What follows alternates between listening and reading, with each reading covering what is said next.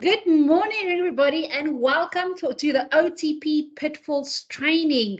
This is where we are going to go through how do we get the OTP right the first time around.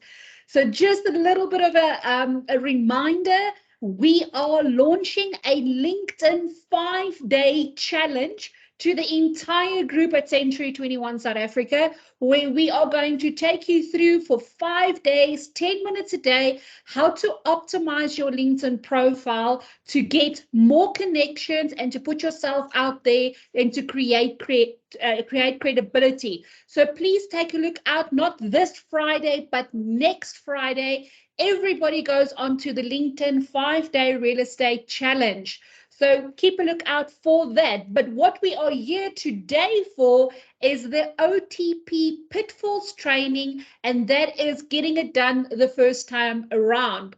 Now, our power team today needs no introduction. They are our favorite attorneys, most knowledgeable in the industry, and they are here to show us the goods. Bruno, the floor is yours. Thanks so much, Nicolene. It's always such a pleasure to have to be on and do training for Century 21. I enjoy it thoroughly, and like the engagements that I have afterwards with the questions and even the phone calls and the WhatsApps afterwards, it's incredible. Like I seldom see so much like hunger and that the drive or thirst for knowledge from many agencies. I seldom see it. So, I mean, Nicolene, you guys are clearly doing a good job here with your agents, and their thirst to actually acquire more knowledge. I'm going to take control of the screen very quickly. There we go. And yes, fantastic. So today we are going to be discussing the OTP pitfalls, as Nicolene mentioned. I just want to open the chat box briefly, if you don't mind. I just want to see if there are any questions as I go along. I might not be able to answer all questions as I go along. Towards the end, I do make some time for Q&A, but I do look at the chat box sometimes just to see whether there's something relevant at this moment that I can answer. So yes, if I look to my right, it's because I'm actually looking for comments. Please engage. I would love it if you engage. I might ask questions here and there. So if you guys don't mind giving me answers, it also makes the conversation a bit more interactive, because then I know what you're thinking. I know if you understand something. I know if you don't.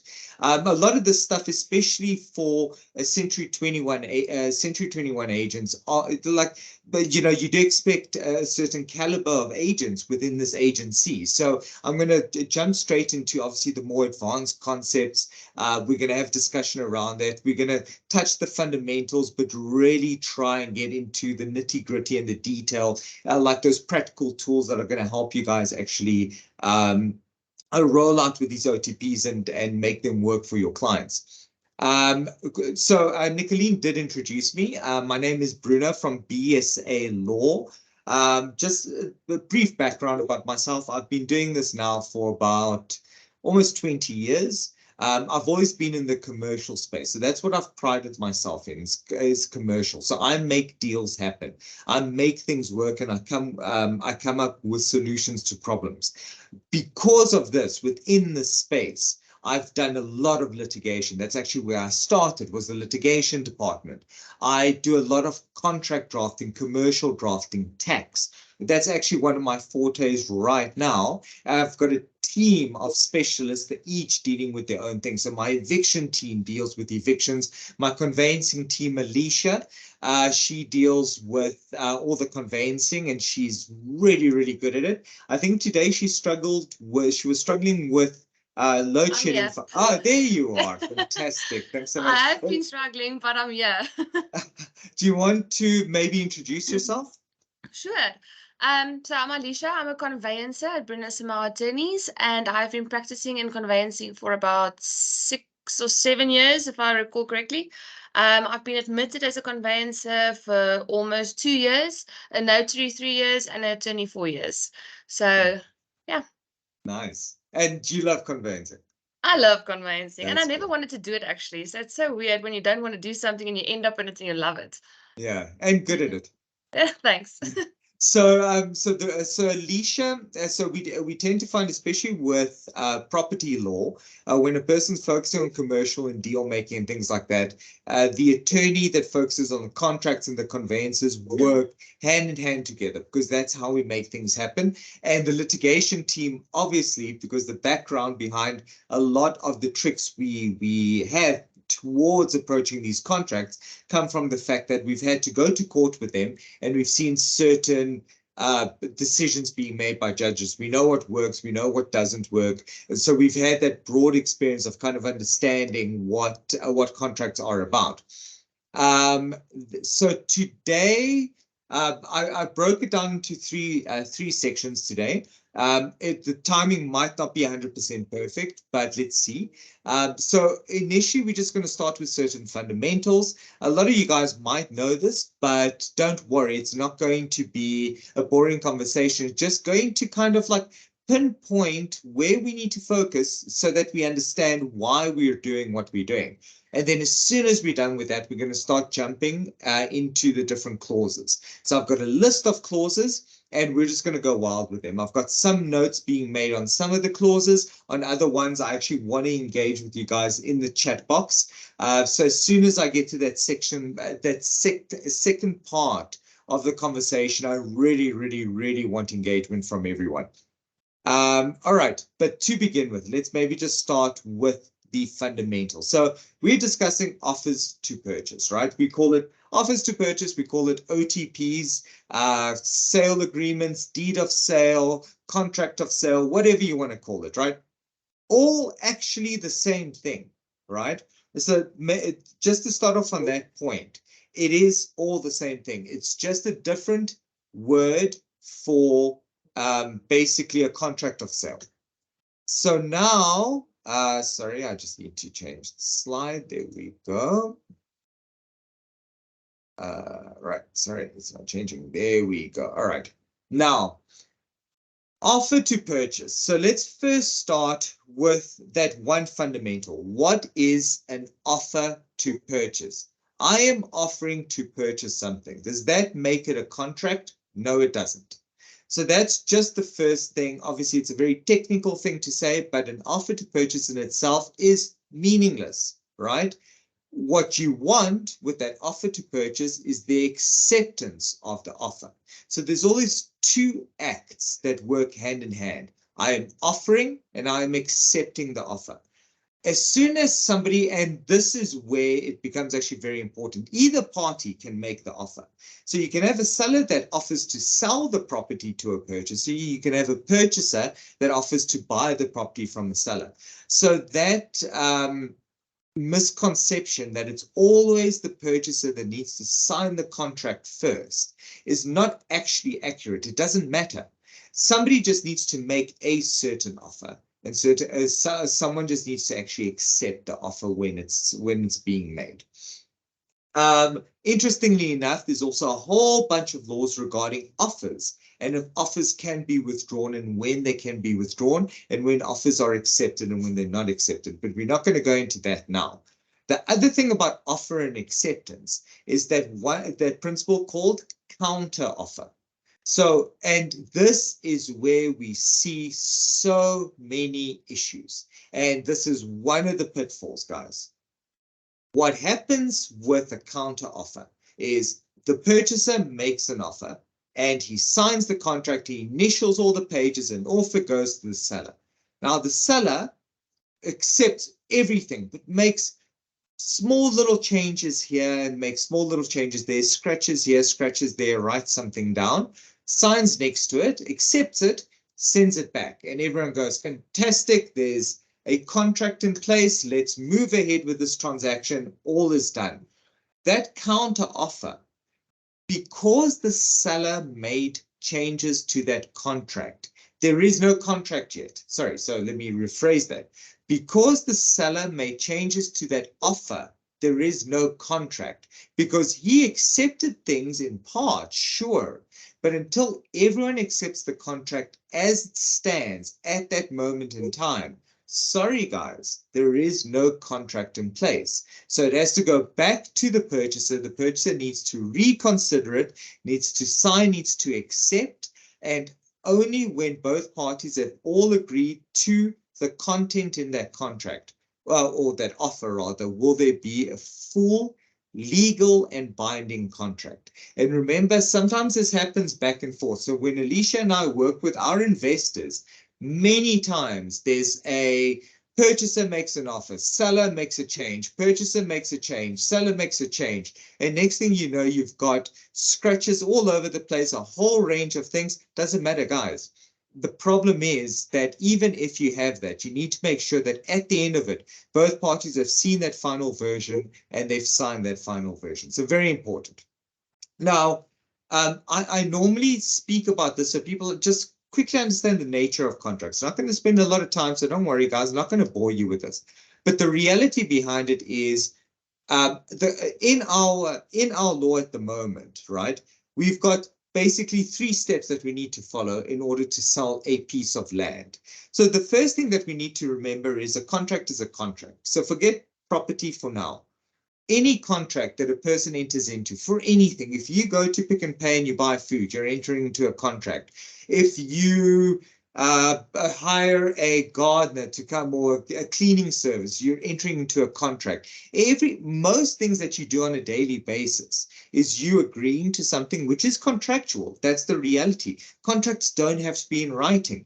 Contracts can be verbal. There's even contracts that you enter into without knowing. So if you drive into a parking garage and there's a disclaimer sign there that says that the owners of the mall will not be held liable for any damage or whatever, that is actually an agreement. So it doesn't have to be in writing. It doesn't even have to be you agreeing to something verbally.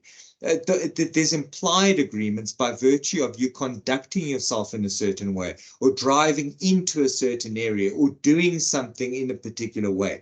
So you need to remember that contracts aren't the run-of-the-mill, needs to be in paper, signed, initialed, and all of that. Contracts are contracts. Now, you'll see why this becomes relevant later, because when we start chatting about contracts relating to land, then you start asking the question, which have to be in writing and which don't have to be in writing. But we'll get to that. So basic contract law, there needs to be agreement between the parties. Both parties need to be able to act. So this is fundamental to property transactions. So you're going to obviously relay this back to property, because all these requirements must be there for there to be a valid agreement to begin with, right? So these have to be there. So the parties have to agree. That's a basic. That's why it's called an agreement. But capacity to act.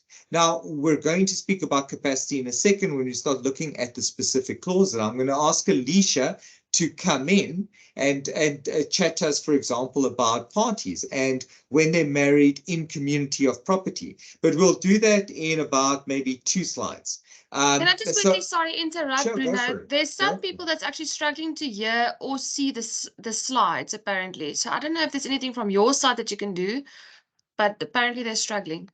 They could just quickly log out and log back in again. The slide was uploaded from the host side, so there's nothing from Bruno's side. So it's definitely working on all sides. So guys, those of you struggling, just quickly log out and log back in again. That should fix the problem. And also check your view. On your Teams, there's 3 little dots on the side, on the top bar or at the bottom, depending whether you have a Mac or a PC. And there's a little grid that says view. You can change your view there as well. So maybe you just changed your view accidentally, just see a face instead of the entire presentation. And then we'll be running small little polls throughout. So based on what Bruno is saying, just to gauge your understanding of what he is saying. So when it pops up, we're going to try and wait every time Bruno takes a break and moves on to the next section so you can read it and then just answer that. So anybody problem, just restart. Bruno, back to you. Okay, fantastic. Thanks so much. So yeah, I'm going to ask Alicia to jump in just now to discuss parties and the impact of being married in community of property, and then we'll go into trusts and people that are abroad and a range of stuff. We'll touch on it quickly. So capacity to act, very important. Does the person have the authority to actually sign this contract? Are they of the right age? Are they sequestrated? Whatever. There's a whole range of things that deal with your capacity. Performance must be possible. So naturally, you can't sell something that doesn't exist, as an example. Like, you need to be able to actually perform. You can't sell something that's not yours. That's another example, right? Performance must be possible. This all seems quite intuitive. It must be lawful. Makes sense as well. Like, contracts can't be legal. Entering into a contract with a hitman, for example, not lawful, not binding, not recognized in our law. Well, obviously, getting to a contract with a hitman to actually do a hit, not to buy a property, because that is lawful. It doesn't matter what he does for a living. Consequences must be ascertained or ascertainable. So interestingly enough, I wouldn't suggest that estate agents partake in contracts where the purchase price is so complicated to determine that it leads to a dispute, but it is still a valid contract. So your purchase price need not be an actual fixed amount. It can be an amount that can be calculated, as long as it can be calculated objectively. It can actually, as long as it's determinable, right? So that's now all contracts, all performance, and all rights and obligations, right? That's part one. Now, contracts of sale is the next step. So contracts of sale could be for anything. Could be you buying a cell phone from me. Doesn't relate specifically to property. So you need to have an undertaking to deliver the specific object. So in our instance, a property or a cell phone, and there needs to be an undertaking to pay in exchange. Why it's a sale and not a lease is because over here, you're delivering, which means that you're passing ownership of the product over to somebody else. Whereas with a lease, you're not passing that ownership onto somebody else. You're lending it to that person, and that person's paying you for the usage, and you're going to be entitled to get it back. So that's why a sale is very distinct from a lease. And then the last component to this is the Alienation of Land Act. So this is where things become very sticky, and we start speaking about pitfalls in contracts. Everything that Alicia and I speak about after this point is going to be premised on these very basic requirements being met. Because if it's not in writing, you're going to have a problem, right? It has to be in writing. Contracts for the sale of properties that are not in writing are not valid. There we start having interesting debates about all the alternative contracts, like your options. What about lease agreements that are related to the sale of the property? Do they also need to be in writing? So there it starts getting very interesting, because the courts have found that as long as it relates to the sale itself, has to be in writing. But if it doesn't relate specifically to the sale, it might not have to be. And if memory serves me correct, the option, the courts did find that the option has to be in writing because it relates specifically to the sale of the property. But a lease agreement, for example, need not be in writing, even if it relates to the sale. So, for example, if there's a sale of a property, but there's supposed to be an associated lease with it, but for some reason the lease wasn't actually concluded in writing, it's fine. It doesn't invalidate the sale, because the court sees it as two separate contracts, one not having anything to do with the other. The parties need to be properly identified. I think that's a given. And like I said, we'll discuss parties in a second. Signature of every party or their agents on written authority. So now you're looking at written authority. You're looking at signatures, actual signatures, and best of all, you're looking at wet ink signatures, which means that it actually needs to be an original contract signed by pen. And up until this point, Alicia, you can jump in here, because I know that you also keep up to date with this. There's only been that one Eastern Cape court case where the judge in the Eastern Cape accepted an electronic signature during COVID, because he felt that the seller had intentionally done it in order to defraud the purchaser. I don't know if you recall that case. No, I actually don't, but my general rule is I don't accept electronic signatures. Yeah. Not on an offer to purchase, not on an addendum. No. If I see it, I just go back to the client and say, sorry, print it, Yeah. put your signature on there and email it back. So Sure. we don't necessarily work with the original contract, which I'm sure the agents know by now, because it's hard to actually get to the purchaser and to the seller, especially because some people aren't in the same place. But definitely electronic signatures, if it's on the offer to purchase, I will, and I get that instruction, I just go back to the client and say, please print, and actually just initial over it and send it back. Sure. Yeah, no, exactly. And the point of that court case is out of the millions of court cases before our courts currently, this was the only case that allowed it, and everyone criticized it as being completely incorrect because the courts looked at the intention of the parties and the intention to defraud. And in fact, the reason why it serves as a good court case is it was actually criticized to the point where none of the other courts in South Africa were willing to follow the judgment there. And so just something to bear in mind, there is no good argument for not having it in wet ink and in writing.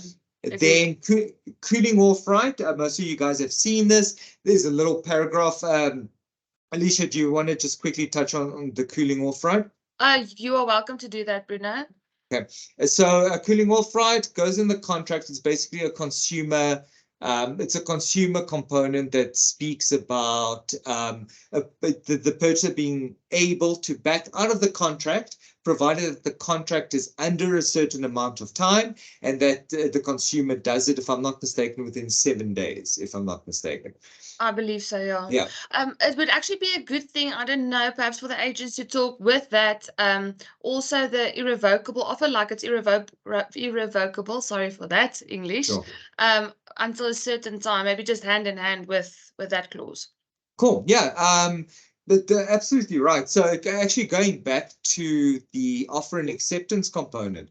So when an offer is made, typically our law would allow the offer to be withdrawn, because until it's accepted, then theoretically the person making the offer can withdraw because they're not bound by anything. So just bear that in mind, guys. Making an offer does not bind you. So you can withdraw the offer a second after you make it, provided that the other person has not said yes. So what's interesting is if you want to, obviously, especially as an agent, you want to make sure that these purchases don't get cold feet. You want to make sure that this offer cannot be revoked, which in itself, I mean, again, now we're getting very technical. In itself, it's a contract. But it's only a contract for that specific thing, which is I cannot revoke this offer. It is still considered an offer. I'm not compelled to buy the property unless the person accepts it, sure, but I cannot withdraw it until X date. Very important. I feel that you guys include this in your contracts because, number one, you're going to find that purchasers in general get cold feet. And as agents, you want to make sure, number one, that when they commit properly. So they're aware that they cannot just withdraw tomorrow. Because now you're going to go through this effort, you're going to submit it, you're going to sit with them, you're going to get them to sign it, and they withdraw for nothing. So let them know that they cannot withdraw. The seller now has 7 days, for example, to accept this offer. So I think that's key. So that's the one circumstance that Alicia mentioned that, you have this revocation right. The other one is the cooling off right. It's consumer right. Properties under 250,000 Rand. People can walk away from it. We don't deal with it all that much because, in fairness, I can't for the life of me remember the last transaction that came to my mind for 250. We do them, but it's a kind of a, it just kind of happens in the background. Then the third one is Consumer Protection Act, where the seller is a supplier in terms of the Consumer Protection Act, and the seller is supplying the property as a product, and the purchaser entered into the contract through some form of direct marketing. I wouldn't worry too much about this. We don't get a lot of cases like this. It's more predominated or more existent existing rather in the development space. But if you enter into a contract immediately after direct marketing, you are able to actually step out of that contract based on the Consumer Protection Act. And then the last thing is sale of land in installments. We're not going to spend much time on this because we did an entire slot on installment sale agreements last time.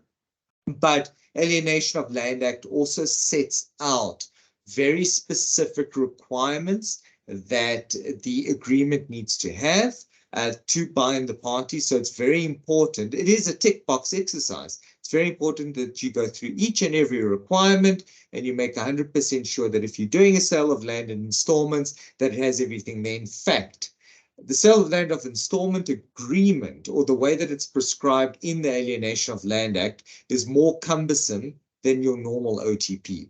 That's why last time when Alicia and I spoke about ISAs, we mentioned that rather come to us because it's a lot more complicated than your run-of-the-mill OTP.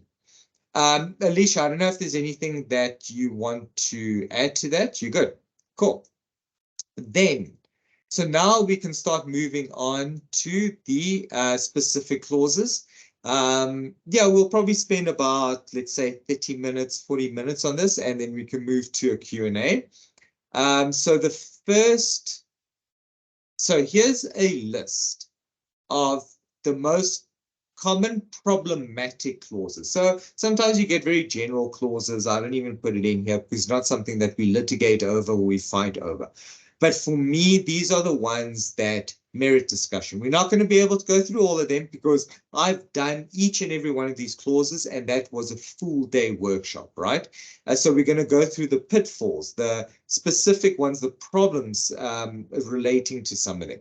So the first one that I want to look at now is obviously the parties, right? So the parties is quite an interesting one. The conversation could be very long or very short. If you guys have any questions on it, please let me know. But yeah, let's maybe have a chat around parties. So Alicia, I know that the one question that people were asking around this was matrimonial property regime. Do you want to touch on that, an authority? Specifically with regards to married in community of property, which we do get a lot.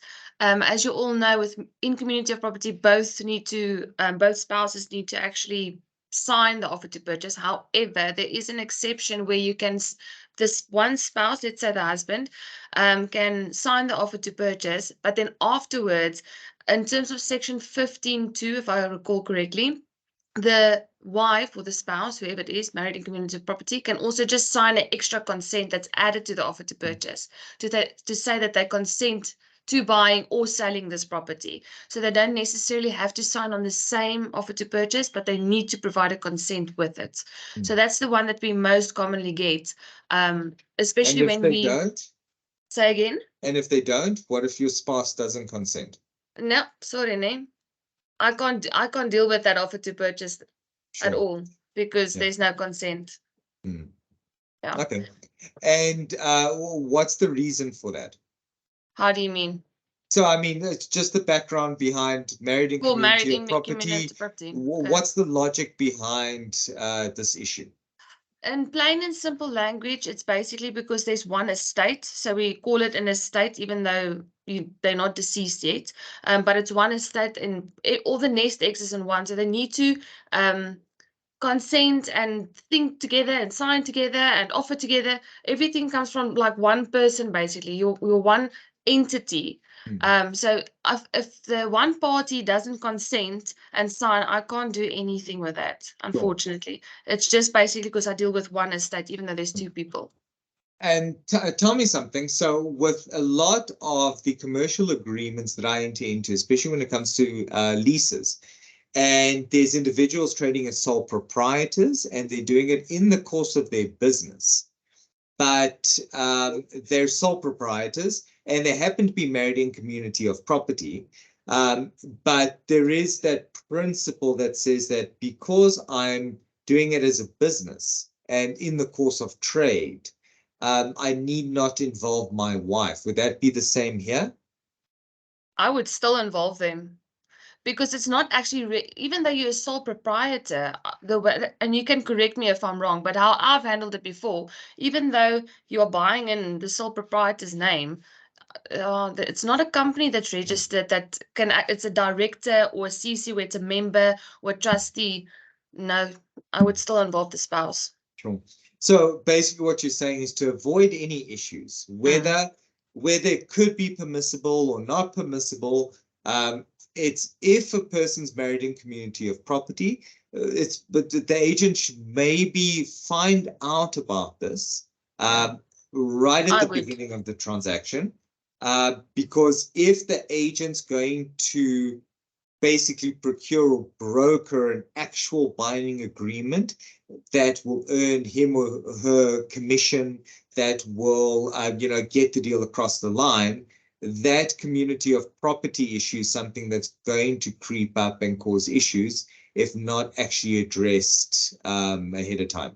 Yeah, the thing is, just for me, from a conveyancing side, all the documents that we need on file and that we have to upload with the sole proprietor, you cannot, as a sole proprietor, according to my knowledge, provide me with a registration of a registration certificate for a company or a trust, and I need to upload that. It's going to be your ID, and you're telling me your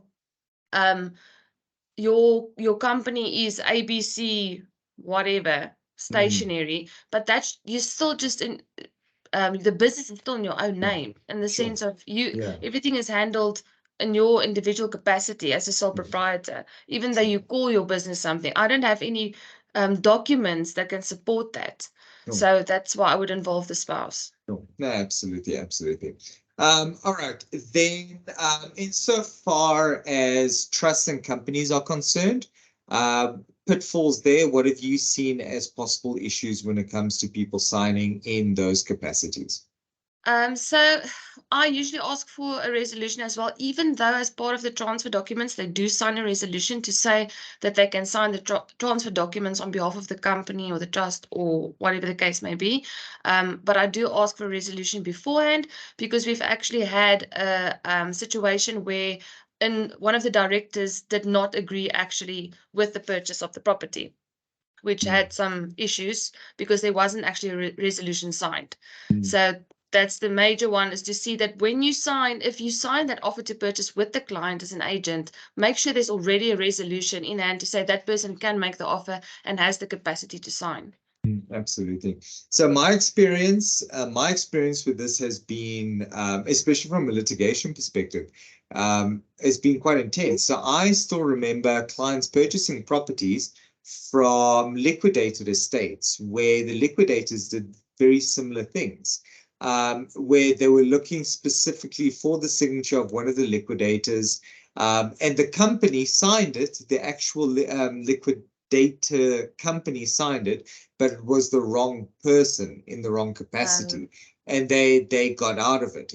Same thing with companies. I tell my clients all the time, if you're buying a property, then you don't care, because if anyone wants to get out, it's normally a buyer, right? Because, for some reason or another. You get seller's remorse. Okay, fine. Fair enough. Yeah, fair enough.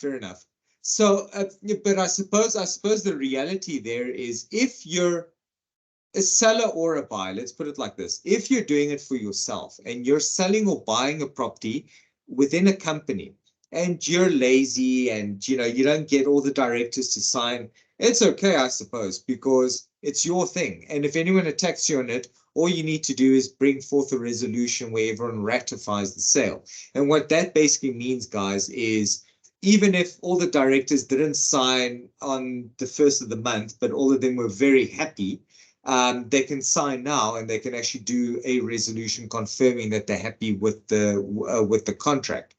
But if, for example, you're buying or selling from a company, remember, there's a lot of dormant companies lying around. These companies, you have no idea how they actually function. Make sure that you do a CIPC director search. It's free. All you need to do is jump on BizPortal and you get a free search there. And with that search, just verify who all the directors are, because until all of them sign, you cannot hold that company liable. Yes, there are legal principles that sometimes us as attorneys use in litigation for holding companies liable for the director's conduct, even if it's one single director, but it's not easy. You're just making your life harder. It's a lot easier just to get everyone to sign at once to make sure that they're bound to that contract. Same with a trust. Trust is a big one. There, all the trustees usually have to sign. That's why the banks are so sticky on it. I don't know if you've had different experiences with trusts. You're on mute.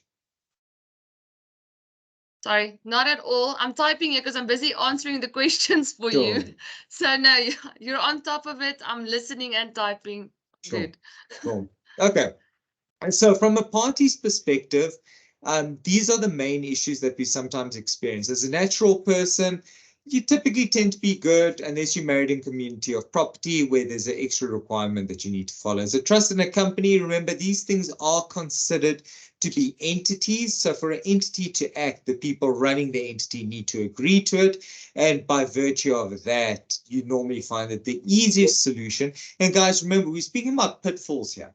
I'm not speaking about finding creative ways around it, because I can find creative ways around community of property. I've done it before. Just not a great idea. It creates issues. I've found creative ways around trying to hold people liable in a company or a trust for entering into a contract. But again, we're trying to deal with the situation before it arises. So I'm trying to give you the tools to avoid those issues from actually happening or transpiring, and rather managing them. You'll see in this slide, I speak about asset protection, tax efficiency, financing optimization. So the reason I always mention this when we deal with parties is you're going to find that the people that you're engaging with and the parties to a contract have designed their structure specifically when it comes to asset protection specifically. They've designed it in order to be able to bypass as much liability or risk as possible, because that is part of my practice. So we deal with risk mitigation, and risk mitigation even involves making offers and getting into contracts and not necessarily wanting to stay in the contract. So be very careful, guys. All these examples we spoke about where dormant companies sign contracts with no intention to bind themselves, and occupation is handed over and they start collecting rent on the property, stuff like that is designed with some kind of fraudulent intent in mind. That's not obviously the clients I'm helping. I'm helping the guys that are doing asset protection for legacy planning. But be careful, because the same tools can be used for good and for evil. So just be warned. It does happen. So the next things to quickly have a chat about is the deposit, the penalty, and the breach. I grouped these together intentionally because they play to each other quite a bit. So yeah, let's maybe have a chat about this. Alicia, do you want to start with just a couple of experience shares there? Deposit, can I speak rather about penalty? Do you want to go with deposit? Deposit is an easy one for me. I would rather say something on penalties. Sure, go for it. You can do penalty. Okay. So the penalty clause, my favorite clause ever, because I have actually helped the clients to, it was actually the purchaser in the matter, and I got him an extra 70, I think it was 70,000 Rand on the penalty clause. So I like it because it goes both ways. It's something to, I don't want to use the word threaten though, but threaten the client with that's in breach or that's delaying the matter, to say, listen, if you don't actually give your cooperation in whatever manner, even if it's to pay the deposit that you're going to speak about now, to pay the deposit, sign the bond documents, sign the transfer documents, pay the transfer cost, it's usually the purchaser that you actually bring the delay clause or the delay clause, penalty clause in with. But I've also had with the seller that he didn't sign the form for bridging so we can pay the rates. He didn't pay the rates, so he was playing for time. And I also added the or revoked the penalty clause. So that's my favorite. It helps to actually speed things up, and you get an extra penny. Not for the Sure. agent, sorry, but it's something good to have in your contract, especially to help your clients, be Sure. it the seller or the purchaser. Sure. So the clause you're speaking about, if memory serves from the method that you were dealing with, it was just basically somebody delaying the transaction and you being able to make them pay for the delay. So In what? Yeah, short, penalizing them for delaying. it was a linked transaction. So our matter was basically in the middle. He was buying from from a seller. He's in the middle, and he's also reselling again. But his purchases also resold their property subject to the sale of their existing property. So adding an extra linked matter. And also part of that was brought up was building plans, that the bank was waiting for the building plans. And it took too long, and we said, listen, either you need to get another purchaser or we are evoking the delay clause. And it took, because we were ready for lodgement, but we can't lodge because we're waiting for the one first, second, yeah, we were like third in line, and the first one we were waiting for. So we asked for the penalty clause to be evoked from our date that we were ready for lodgement until they were ready for lodgement, and it was like 3 months. So it ended up being like 70,000 rand ish, and yeah, good save for Well the done. client. Well done. Thanks. But that's exactly it, guys. So the penalty clauses exist for a reason. The unfortunate thing that I've been experiencing is that people have tried to standardize them and make them so, what's the word, like cumbersome or so unfair that their use or their enforceability disappears entirely. And that's the problem when it comes to abuse. So you'll find now in your penalty clauses, if you breach, there's row quote. We keep every cent that you've paid. And I mean, it's gotten to a point where everyone's like, yeah, okay, yeah, it's row quote, sure, yeah, you're going to keep every cent. It just doesn't happen anymore, guys. There's no such thing as, oh, you're going to forfeit everything. There's even legislation that exists saying you're not allowed to do that.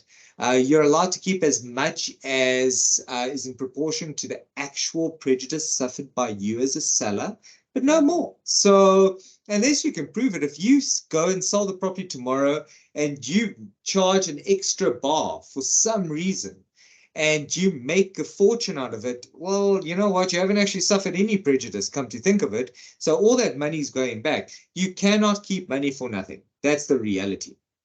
Can I also just add something? You need to note that it was nice on our transaction because it was a linked matter. Yes. So we were playing with the finances. Sure. But if you are evoking the penalty clause for a purchaser that has a full bond, and he only needs to pay costs, where am I going to get that interest from, that penalty interest? Because he's not going to pay it in. Sure. So you need to think about the situation. Is he actually going to pay in that amount, or are you just further going to delay the transaction? No, exactly. And the fortunate thing about your instance, so we're speaking about penalties, guys, but we're actually speaking about two different types of penalties, but that's how much attention like a person actually needs to give to this sort of thing. So Alicia's speaking about a delay penalty that doesn't actually impact the outcome of the transaction or the sale. The sale's going to happen. The question is, how much money is going to come into somebody's pocket or leave somebody's pocket due to something that they've done wrong and they're penalized for? And because Alicia drafted it to the extent that it was properly calculated, it was justifiable, it was fair, it like taking the prejudice into the account, the delay into the account, and on top of that, she had the upside of having the finances to control this, right? So similarly, right, now let's move away from a delay penalty and let's speak about a breach penalty. So they're similar, it's a similar thing. So as agents, for starters, how does this impact you? So you have two functions. You need to advise your clients and you need to take care of yourselves. So to take care of yourselves, very easy to do that by using penalties for this, right? By using the deposits for this.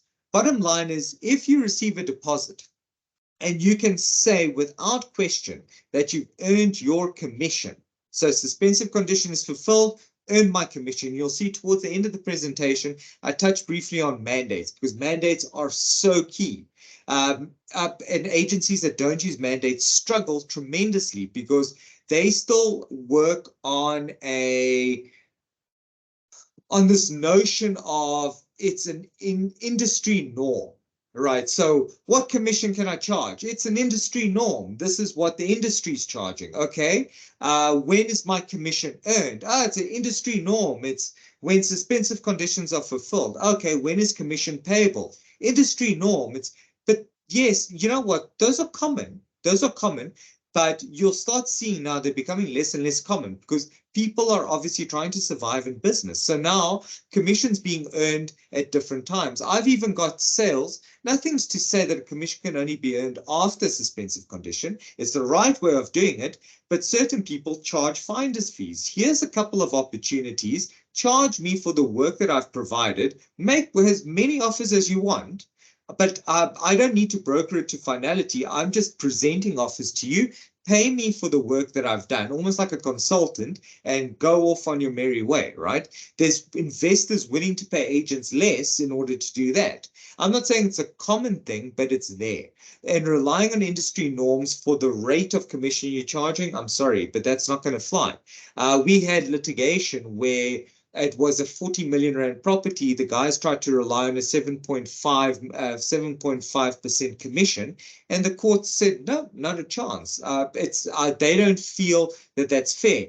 It's a huge amount of money, like 1 percentage point on a 40 million rand property cost these estate agents an absolute fortune. And they were saying, but the guy agreed at 7.5. I mean, lucky them. I don't know anyone nowadays that would agree on 7.5 on a 40 million rand deal, but they didn't get it. Simple as that. I think they landed up getting 4% or 3% or something along those lines. Anyway, I'm digressing. Bottom line with deposits, deposit gives you that level of security. You've got money in your pocket. That's what Alicia was speaking about. She managed to utilize this weapon because she had the control over the finances to be able to utilize it. So first thing agents need to make sure of is that anything happens to this deal, you've got some form of access to that deposit. You can claim out of the deposit for your commission. So commission is earned, you're allowed to claim it from the deposit. Something along those lines needs to exist, be it in the mandates, in the purchase agreement. So the agreement itself can even deal with a scenario where you're trying to hold a purchaser liable, right? Now, be very careful with this because OTPs and deals like that is when an estate agent signs an OTP and they accept the benefits as a third party to that OTP. I'd even go so far as to make sure that the agent has a specific involvement in the OTP so that he can bind the purchaser. Because in the past, when I started with litigation, what actually used to end up happening, because the contracts weren't drafted correctly, is the mandate was between the agent and the seller. And when the purchaser breached, there was no nexus, so no right to sue between the agent and the purchaser. So what ended up happening is we used to go to the seller and say, technically, you owe us commission because we fulfilled our mandate, conditions were fulfilled, but it wasn't your fault the deal didn't go ahead. So tell you what, please cede your claim against the purchaser to us, and we will sue the purchaser in order to collect our commission from the purchaser. But since then, we've become smarter on how we draft some of these agreements, and we try to create that nexus between a purchaser and an agent, so that if the purchaser does something that they shouldn't do, that if the purchaser chooses to, if the agent chooses to, he can actually collect the funds even from the deposit and keep the funds because the commission's been earned, even though the deposit may belong to the purchaser, doesn't matter. The agent might be able to keep that commission. So be So obviously how you draft the OTP when it comes to things like that is very important. But I think we can all agree, Alicia, getting that deposit in is key. It's exactly what made your strategy work, is that you had funds. It's exactly that. Just one thing to consider on the deposit. I see a lot of contracts where there's a deposit, but it's payable like within 5 days of the agreement of sale being accepted. Then the buyer still needs to get a bond. A lot of purchasers are very reluctant to pay that deposit if they don't know that they have the bond yet. So my pure suggestion as well, in order to not fall for any issues and all that, is to actually have the bond approval first, even if they put down a deposit, and rather make it within 5 days of acceptance of the bond approval for them to pay the deposit. Otherwise, you just start arguing and there's no contract even because the suspensive condition hasn't even been fulfilled. Sure. But we're already arguing with the purchaser, begging for a deposit that needs to be paid. Which he doesn't want to pay. And I mean, I would be the same. I'm not going to pay a deposit of 100,000, 200,000 or whatever if I don't know I have the bond yet. So just something as agents to consider, to rather advise even the seller and say, it just makes sense to actually pay it after the bond has been approved. Although I do understand for these reasons with commission, you actually want it in as soon as possible to leverage with that. So it is a catch-22. Yeah. Look, so best case scenario, I suppose it comes down to that. Best case scenario is, as a buyer, you don't want to pay a deposit. As a seller, you want the highest deposit to be paid because cash is king.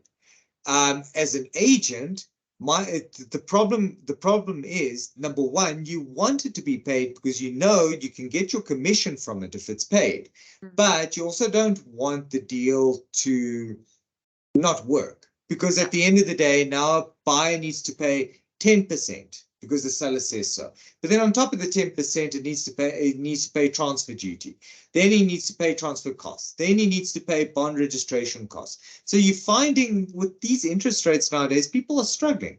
And people don't have the cash available, even if they might have affordability. So as agents, it's not always a simple question of, oh, but I want a deposit because my com's going to be secured. Your com is meaningless if the purchaser doesn't get a bond. So you'd rather get a deal across the line. So it's a tread carefully. I think you need to read the room, as it were. If you're starting to see that, the purchase is good for it, but you're not going to get that deposit from it, your function is to convince the seller that the purchase is good and that the deposit might actually not be necessary and the seller should take a chance, or vice versa. If you start seeing that the guy's messing around, he's playing games, get that deposit. Because remember, if he doesn't, for example, it's for suspensive conditions, and we've sued on this plenty of times on behalf of agents. If a buyer has a suspensive condition in his favor, but he makes no attempts at all to fulfill it, you can hold him liable. You can hold him liable for your commission. So if you start seeing something like this happening, get that deposit, because that's probably going to be the only practical way you're actually going to be able to get that commission collected. Then let's have a quick look. Suspensive conditions. Do you want to maybe give this some attention? I know this is your favorite. Yeah, suspensive conditions. So actually the main thing is with a suspensive condition that's very important that I want to say is that people use the word subject to too easy. So, I mean, I've had an offer to purchase where they say subject to the seller providing a levy statement. Why are we making it a suspensive condition? So suspensive conditions are very important because it's a make or break clause. It's a make or break. I can't purchase this property if I don't get a bond. I don't want this property if I don't get building plans. So that is the most pitfalls that we actually see, is the fact that people make clauses a suspensive condition for no reason actually. So that's my 2 cents there, is please be careful on the word subject to. Yeah, no, absolutely. So yeah, look, you hit the nail on the head. People don't understand suspensive conditions.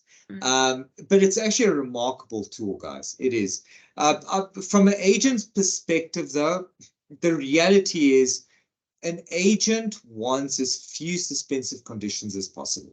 Like, Yeah. think how lucky this sheriff is. Think how lucky auctioneers are. There's no expectation at all that suspensive conditions apply. And people go into those auctions, they bid, they pay deposits, they pay commission, and they don't get bonds. And what happens? They have to walk away, tail tucked between their legs, because there's nothing that can be done. Agent has earned, no issue at all. So, I mean, normal agents have it, or normal agents, but I mean, specific, not auctioneers, like estate agents have it hard, because now you're struggling to canvass. You canvass, you get a bunch of properties. Out of those properties, you need to get decent mandates with decent prices that are actually attainable on market, whilst you're competing with a million other agencies, because getting an exclusive mandate nowadays is particularly difficult. In addition to which, you're having fewer purchasers buying properties because of the market as it stands. And then followed by that, the guys that do buy properties need to actually commit. Once they commit, they need to have affordability. So you're going down this funnel that already at the top of the funnel is small enough. It's actually a lot tinier than it used to be. But as soon as you get to the bottom of this funnel, you're left with one good purchaser. And now a suspensive condition that gives this purchaser an out.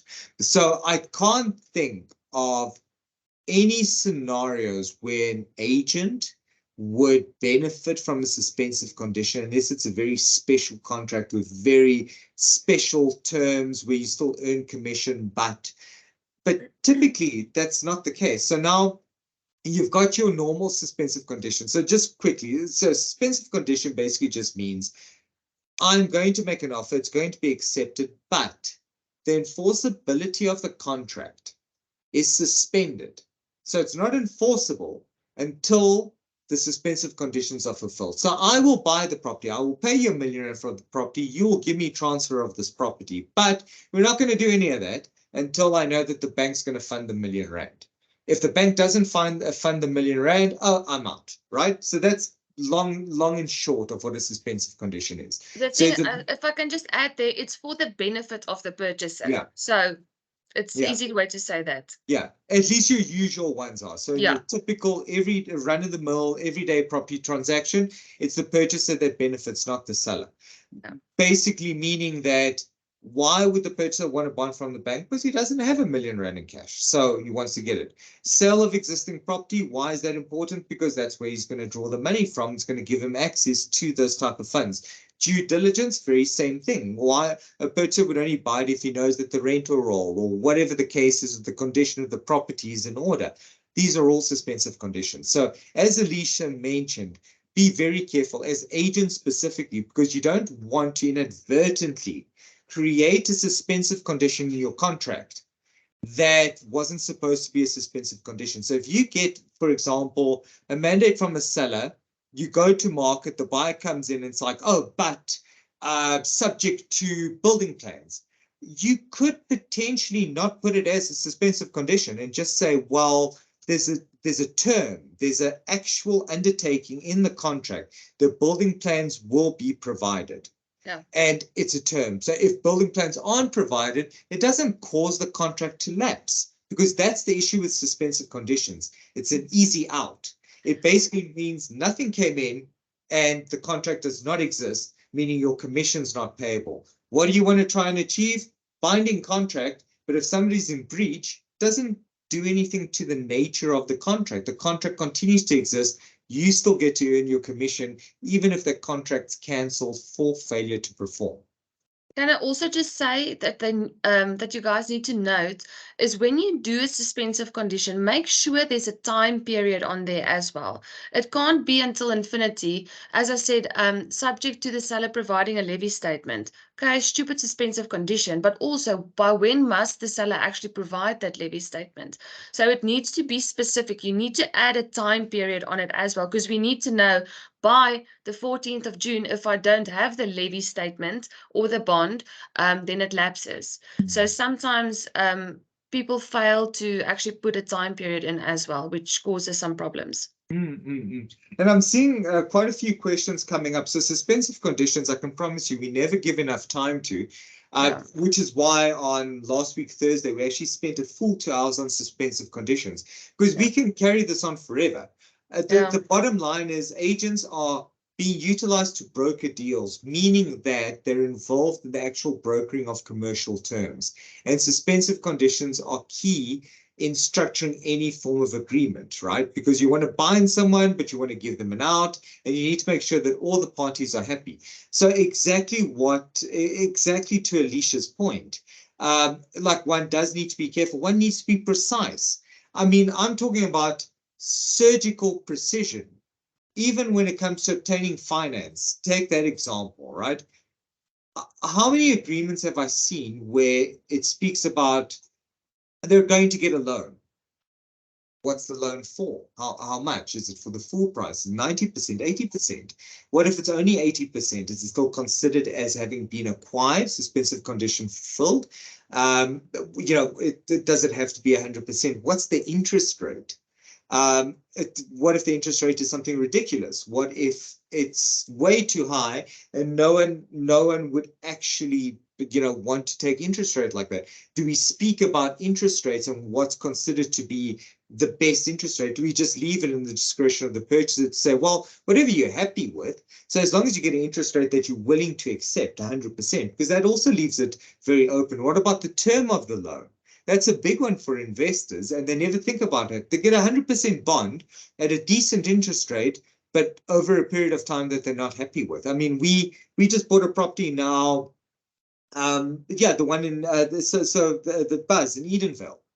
Bought it, went there. This was subject to getting finance. Obviously, like, we drafted the contract properly, but it's just interesting to see the problems that could have actually come out of it. We landed up applying. I think one of the business partners had an account with Investec, and Investec came back. I don't know why, because we landed up getting it from another bank on a 5-year, wanted to give us a 5-year loan for the 3.5 million at, I think, prime -1, 5 years.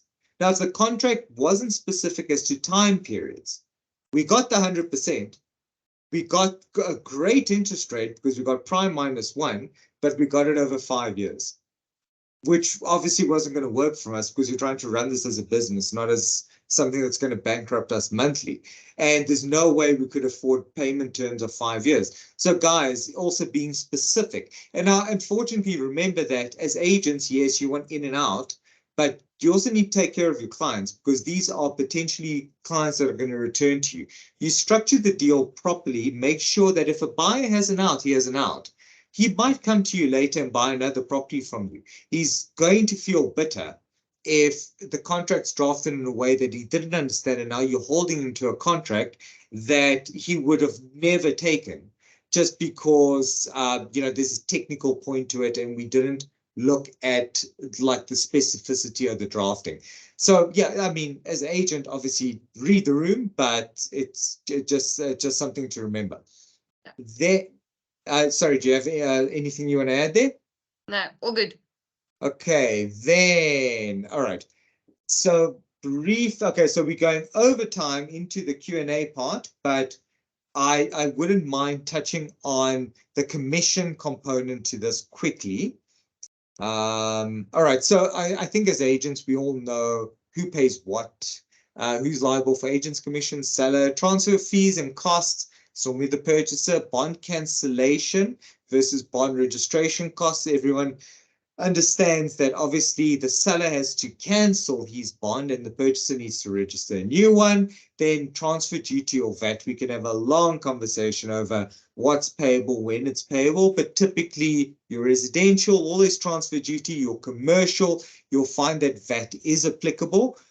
Just a quick one. Remember, even as agents, you're entitled to broker the sale of shares in a company that owns property. Even when you're doing that, be careful with the transfer duty question, because a company, even a company that owns a company that owns property, provided that it's a residential property company. So what's that? More than 50% of the company, of more than 50% ownership, like the assets of the company, more than 50% of which are residential property, transfer duty will be payable even if you're only selling the shares. So be very careful, guys. And obviously, we know that under most circumstances, your seller would be liable for your clearance figures. Unless it's a sheriff's auction, for example, where the people walk in willing and ready to pay the clearance figures on behalf of the seller.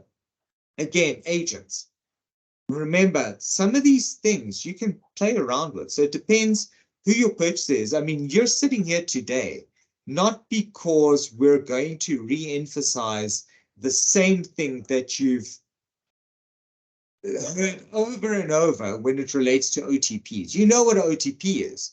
What I'm speaking to you about today, for example, municipal and body corporate clearance figures. We've had so many investors go in there saying, okay, guys, there's cash flow issues here.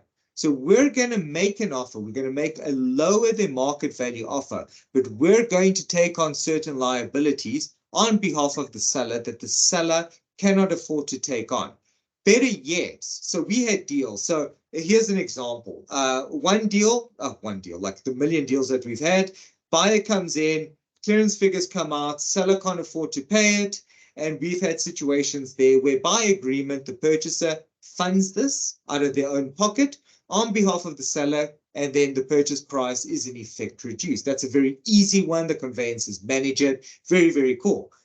Now, interesting ones that we've had with investors is, I know investors that understand the municipal laws and the municipal processes really well. So they go in there, they see, oh, sure, this property is 1 million rand in arrears. The seller cannot get out of this. This property is going to end up going on auction because now nothing's affordable. I'm going to make an offer. I'm going to take over the responsibility of paying the clearance figures. I'm going to factor into the purchase price. So the property is worth 2 million. Municipalities owed 1 million rand. I'm going to make 1 million rand offer on this property, which is enough to cover the bank. But I am going to take the risk of that million rand due to the municipality. So in effect, the value of the transaction is still 2 bar, right? But I'm taking a risk. But I also understand those processes a lot better. And I've had clients reduce the clearance figures from 1 million rand to 500,000 rand. So they actually only paid 1.5 for the property. But the seller was never going to get that right. So everyone scored. The seller got technically all his money out. The purchaser paid 500,000 rand less, and everything worked out fine. So there's so many things you can do in these instances to tweak and make the deal work. It's not just who's liable for clearance figures, seller's liable for clearance figures, because that's the rule, that's the way it works. Not at all. You can play with a lot of these things. It's for your own benefit to close the deal. All right, so just with commission, things I quickly wanted to add is, and you guys know this is the OTP webinar. We're not speaking about commission and we're not speaking about mandates, but I have to keep mentioning this because I did this the other day for a group of agents, and it started becoming problematic because there were a lot of misconceptions. So guys, if we want to do a talk specifically on mandates, we can, but for now, your OTP is not your mandate, right? Just remember that. Don't make the mistake of not having a mandate and going, oh, but the OTP says I'll make this comp. The OTP does not have enough. And this is where sometimes we get into the problem where things aren't specified enough. When is your commission earned? When is it payable? There's a whole range of things that you need to factor in, and it's not going to be in the OTP. So make sure that it's in writing so it's clear on what the commission is, when the commission is earned, when it's payable. Consequences of bypassing agents, make 100% sure it's not in your OTP. What happens if this purchaser goes back to the seller in 3 months' time and makes the offer again, right? Yes, our law does imply that you were the effective cause, but don't leave it to chance, because we've had cases where the purchaser goes back after a year, but he uses a different agent and the purchase price was slightly changed. you as an agent could actually secure your commission in those instances by saying that no offer for any price at all can be made on the property within the period of a year, almost like a non-compete, right? But if you don't, then there's a whole argument over, but you weren't the effective cause because I got it for a cheaper price using another agent. In fact, you didn't even do your job properly, right? What we've also had is now two agencies going and claiming commission from the same sellers. Sellers who weren't even at fault because they had no idea that this purchaser has approached one agent first. This agent happened not to like the car that this purchaser happened not to like the car that the agent was driving and decided the very next day to call a different agent and made an offer through that different agent for the exact same price that the previous one had offered or suggested after having viewed the property through the previous guy. And this poor seller going, well, I didn't know this. That's not my fault. I got the offer. I accepted the offer. And now we have litigation where you're trying to claim from the seller. I can promise you that seller is so bitter right now, he will never go to an agent again. Manage it. Make sure that you inform your seller properly. Make sure that your buyers sign disclaimers and indemnities saying that they haven't viewed the property through anyone else. They haven't bypassed any other agent. The commission's totally due to you. You're the effective cause and everything is there properly done on paper. Have mechanisms to track the involvement of multiple agents. I'm sure you guys have your logs and your registers. When you show a property to someone, you start listing it, you take it down their ID numbers, their information, so you can actually do searches on these properties and double check that these guys haven't tried to go behind your back, because it does happen a lot. And also bear in mind, going back to a previous comment that I made, don't restrict yourselves. Don't stick to the normal standard of seller pays me calm, that's how life works. We work with agencies. One of the agencies I actually work with very closely gets their come from buyers because they've got very specialized buyers looking for very special things. And the only way to get these things is obviously to look at the market in general, look at, the general properties out there, and then work these properties specifically for our investors. And we get our comp from the buyer, not the seller. And there's nothing wrong with that, provided it is justifiable. So yeah, just a few little pieces of advice there on comp. Then I'm just looking at the other things to discuss. So I'm going to open the floor to questions. But we do obviously still have things like footstoots that is worth discussing, and the MDF, but we did a whole presentation on that the other day, so I don't want to unnecessarily repeat ourselves. And we also have appointment of conveyancer and what that looks like, what the law says about it, what can be done and what not.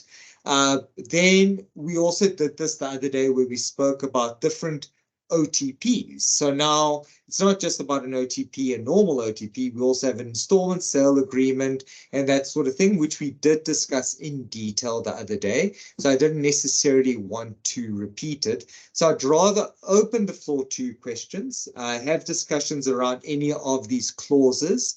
And if we do need to obviously fill up the time, I'm happy to go into these other things that we have discussed previously. But yeah, I'm keen with that. Alicia, do you want to add anything? I don't have anything from my side, so if there's questions, I'm happy to help answer them as well. I have answered most of the questions that I can see in the chat box. If there's anything that I didn't answer, can just let me know. Okay, 100%. And guys, so while we're waiting for questions and you guys are letting a few go through your mind, and please feel free to ask it. Like, don't be shy. There's no such thing as a stupid question, because you'll actually see some questions we actually need to apply our mind or we don't have the answers to. That's why I actually love this, because this is how I learn. Because next time you see me, I'm going to have your questions as content. So I really actually want questions. But yeah, while you guys are doing that, please, just scan this QR code. And yeah, just tell us what you think. Just leave a review. Tell us if you felt the content was valuable. Yeah, if there is any private recommendations, any constructive criticism, let us know. Maybe just email us as opposed to using this code. And just email me and let me know, what I can do better, what Alicia can do better. But if it's all positive, please, I would love if you could scan it and let us know. I will also put my details in the chat box if there is anyone that wants to contact me. Sure. Cool. So let's have a look. I just want to open up the chat box. Okay, no questions yet, guys. Cool. Well, I'm happy to keep talking if they want me to keep talking, or if Lisa has a raised hand up. I think it was Lisa. Saw someone.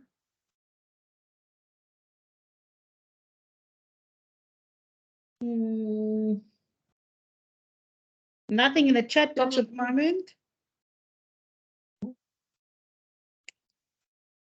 Lisa, just give us a yes or no in the chat box whether we should know whether we should wait for you or not.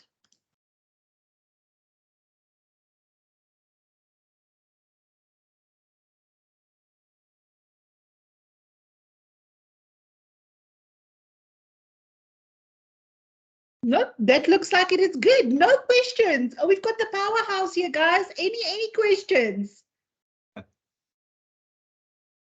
Okay, so it looks like the comments are mind-blowing. Content is always good.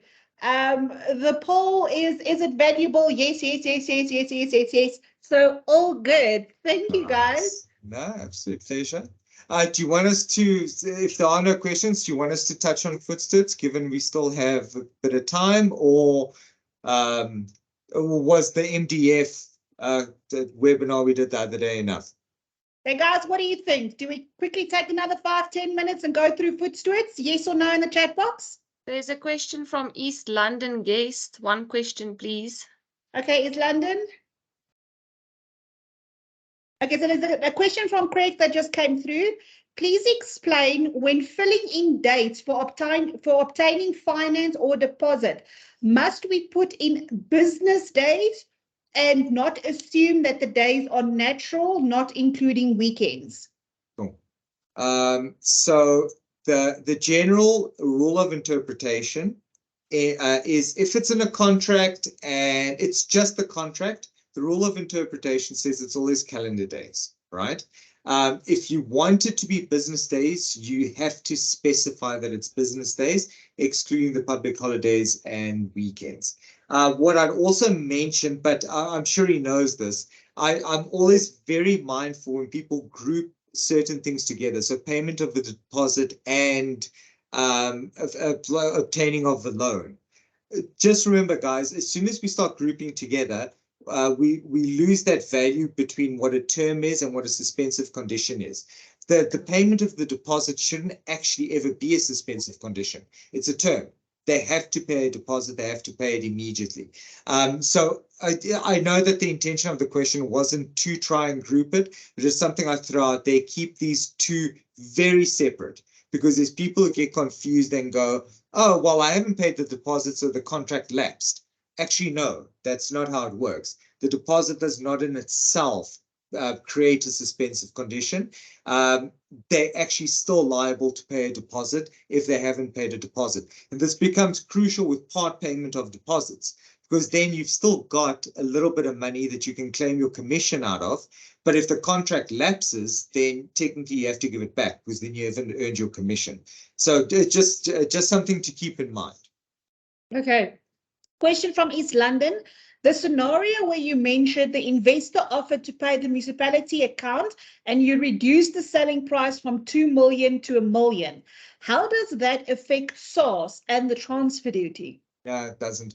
Because remember, SARS looks at consideration, right? That's what our tax legislation reads. It looks for proceeds and consideration. So SARS factors in the amount that you pay to the municipality, because it factors that in as part of the purchase price in its own eyes. So when you fill in, and Alicia, you can jump in here, but when you fill in the transfer duty figures and you submit it to SARS, it's everything that the seller would have acquired from this offer added up. So give it whatever name you want, it's still added up. Isn't that right? It still accounts to the purchase price, and it's the purchase price that we put in on SARS. Just Yeah. even if it is R1 million is for the immovable property and the clearance figures and whatever is extra, everything adds to a total, and that total is used as the purchase price which we put into the SARS website. Yeah. Okay, so just to be clear, you've taken the price the seller got plus the price the buyer paid, added it together, and that's the amount purchase price which transfer duties were worked out on. Yeah. Yeah. All right. Okay, if you guys have, it's going to take 5 minutes. We can make it take 5 minutes if you want. Okay, if But it's to Bruno- take 5 minutes, we still have enough time.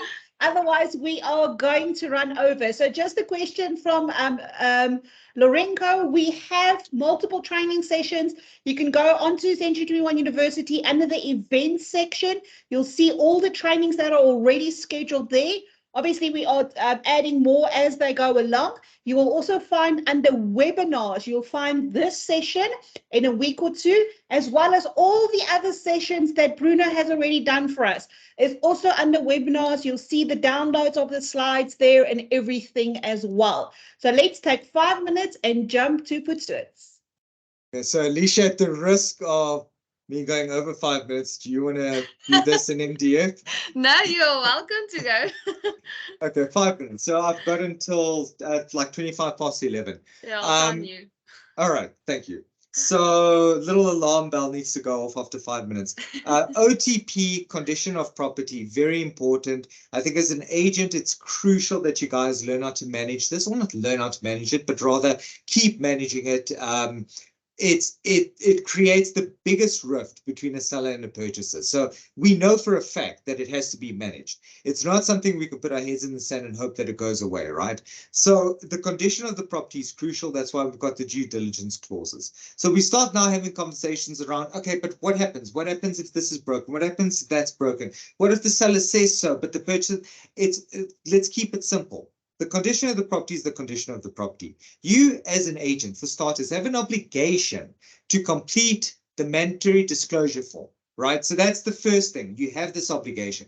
Does that mean you need to climb into the ceiling and check the trusses? No, right? Your obligation is to ensure that that seller signs the MDF and discloses what it needs to say. Now, here's the little tricky part. Right? And this hasn't been legislated. There's no case law because this is all very new to everyone. But the challenge here is going to be, is the agent allowed to close their eyes and go, okay, seller, sign. And the seller goes, nothing is wrong with this property. But in front of the agent's face, there's a huge crack coming down the wall, right? Obviously not, right? You're professionals. You're professionals the same way we're professional, doctors professionals, we're all professionals. If you know that somebody's lying, it's a completely different story, right? There, you're actually supposed to say, sorry, I don't accept this because I've seen that this is a lie. I'm not going to accept it. So do you have to go out and look for issues? No. But if the issue is staring you in the face, you can't hide away from it either, right? The purchaser will come back and will likely have a claim against you. I can guarantee it. It's not in legislation. There's no case law saying it right now, but I can honestly say with 90% certainty, it's going to be a thing. Anyway, so you as an agent, your only responsibility is making sure that mandatory disclosure form is signed. So if we have to end this conversation right now, even though I have 2 minutes left, the reality is, that's all you need to do. You need to show to the purchaser needs to look at it, accept it. What happens after that is not actually your issue as an agent, but it becomes your issue because at the end of the day, you're the party that connected these two, and you're going to be involved in this fight whether you like it or not. So this second component isn't so much what is your responsibility as an agent. We've said that. This second part is just to say, well, this is actually how the law works. So when the seller comes crying or the purchaser starts crying, this is how you could have maybe managed at the beginning, knowing that something like this might very well transpire. And that's where we speak about things like footstoots. Does the footstoots clause completely indemnify a seller from any issues at all? Can he hide behind it and go, ha, property sold as is, now I'm out of this? No, he can't, because if he lies or he omits to say something that he knew about, he will be liable. Footsuits will not protect him. Forget Consumer Protection Act.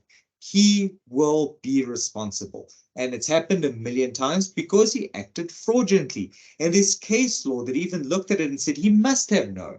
Because if you look at the dates of the renovations at certain periods of time and what he did in those renovations, it all indicated that he was somewhat aware. And the experts came in and said the very same thing. So guys, Footsuits does not give the seller a right to hide things. And if you let the seller know this, you might avoid a situation where the buyer comes kicking and screaming later, trying to cancel the contract because of something he wasn't told. So Footsuits, that's definitely something to remember. And that's the difference between latent and patent defects. This is where it starts coming in. If you walk through a house as a buyer and it's patent, so it's in your face, right? Yeah, then you can't really hide behind, oh, I didn't know it was there. But if it's latent, if it's hidden, if it's something that no one knew about, or it's hidden somewhere, it's a different story. And it's those latent ones that are the pesky ones. It's those latent ones that always slide behind Footsuits, and whether they should or shouldn't. So if there was a couch hiding it and it was latent and the seller didn't disclose it, he was probably lying. But if it's sitting in the roof somewhere, and there's one single truss that's sitting above the bathroom and no one ever goes there, chances are he wasn't lying because he wouldn't have known. And there he probably would be able to hide behind Footsuits. And it's the purchaser's responsibility to know the difference between the two. And that's 5 minutes. Well done. On the dot, 5 minutes. Like on the dot. Okay. Brilliant. Thank you so much. We appreciate you as always. Informative as always. So guys, if you enjoyed that, please let us know in the chat box and go scan their QR code and you give them some feedback and maybe even a review. Thank you so much, everybody, for joining us. The recording will be on University in the next 2 weeks under the webinar section, as well as the slide notes. Bruno, Alicia, appreciate you. Have a good day, everybody. Thanks so much. Thanks so much. Thank you. Cheers, everyone. Bye. Bye.